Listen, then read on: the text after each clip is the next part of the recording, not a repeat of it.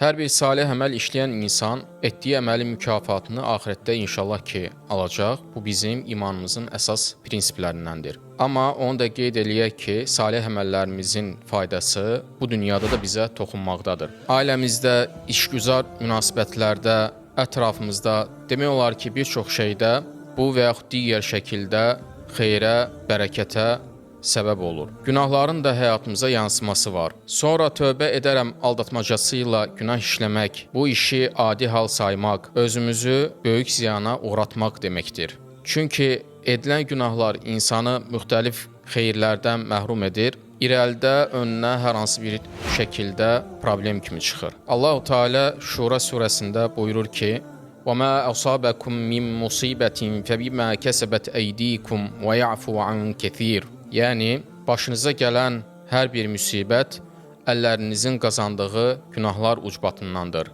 Allah günahların çoxunu isə əfv edir. Bu ayə bizə göstərir ki, qarşılaşdığımız bir çox çətinliklərin kökündə bəzən öz səhvlərimiz, günahlarımız durur.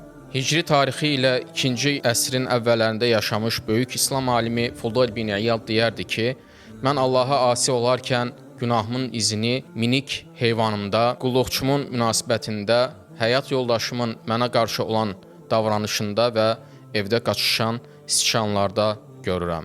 Bu sözlər bir daha bizə xatırladır ki, günah ətrafımıza, ən yaxınlarımıza, hətta evimizin ən kiçik sakinlərinə belə bəzən təsir edir.